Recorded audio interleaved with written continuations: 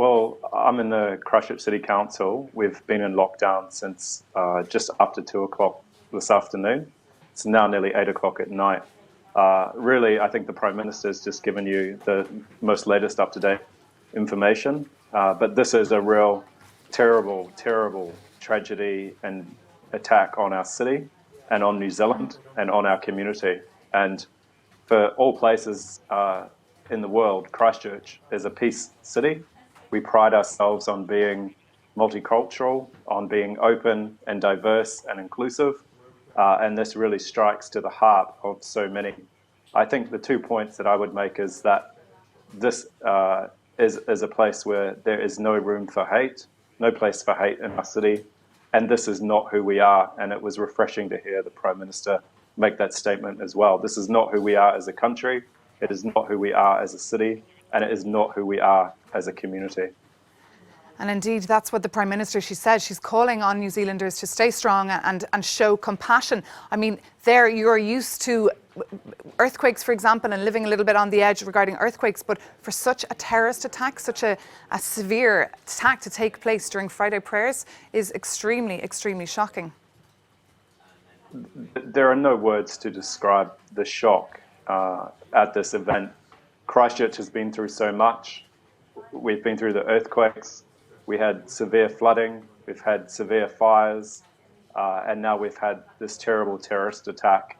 What I can say is that as a city and as a community, we will come together, we will be united, and even the irony of the students marching for climate change today who came into the City Council building just as this was happening, and we were locked down for several hours. The way in which we came together, talked about climate change, but shared and looked after each other, I think shows a symbol of how people can come together with difference. And we are all humans, we are all people with a united purpose, hopefully in this country and in the city. We will get through this. It's going to be difficult. It's going to be incredibly tough. We're a small city and a big town, and everyone knows everyone else. So this will have a huge impact on a very large number in our city. And people are saying to me that this is, I mean, the earthquake had a worse toll in terms of loss of life and of significant injury.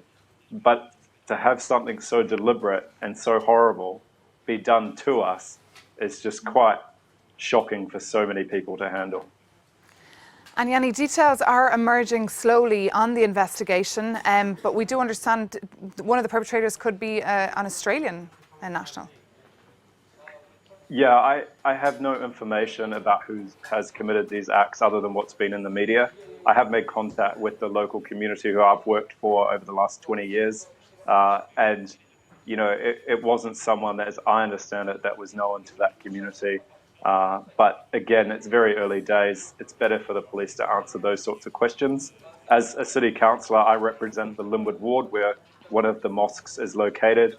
And, you know, this will be incredibly devastating for that local community. But this has to be seen as an attack, not just on a local community, but on a city, on a country, and in fact, on Earth. We can't allow these sorts of things to happen in our society. And the best way to confront it is for people to come together and support each other and unite and understand difference rather than be afraid of it. So our city council has a multicultural strategy.